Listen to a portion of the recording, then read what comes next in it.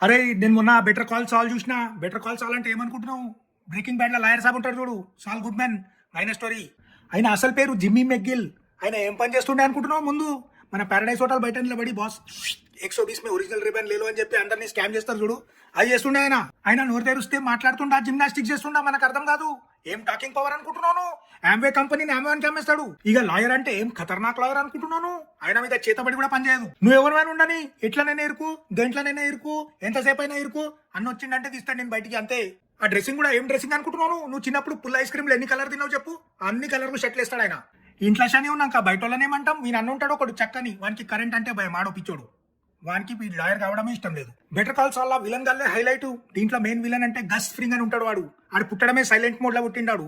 ఈ గస్ ఫ్రింగ్ దగ్గర ఇంకో ముసలోడు పనిచేస్తాడు. ఆయన పేరు మైక్ ఎర్మెంట్రాట్. ఆనుకో దండం రా అయ్యా. ఆల్రెడీ ఎగురుతున్న పతంకి కన్నాలు మార్చేస్తాడు.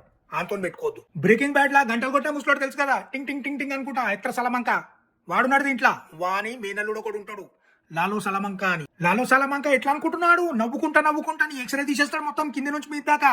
అట్లాంటి ఎగ్జామ్ హాల్ కి ఇన్విజిలేటర్లకు వచ్చిందనుకో, చిట్టి లేనోడు కూడా చేతులు ఎత్తేస్తాడు, నేను వెళ్ళిపోతారా ఇంటికి, నా వద్దు ఎగ్జామ్ వద్దేమో అని. ఇక ఇస్త్రీ బట్టలు హోవర్డ్ హ్యామ్లిన్ గాడు, ఆ ఇద్దరు కమలా పిల్లలు రామూర్ శ్యామ్ గుండుగాళ్ళు, బద్మాష్ కొడుకులు ఇద్దరు, నాచో వర్గా, ఇట్లా మస్తు మంది ఉన్నారు. బ్రేకింగ్ బ్యాడ్ ఎంత టెన్షన్ ఇస్తుందో బెటర్ కాల్ సాల్ కూడా ఆల్మోస్ట్ అంతే టెన్షన్ ఇస్తుంది, అది కూడా వితౌట్ వాల్టర్ వైట్.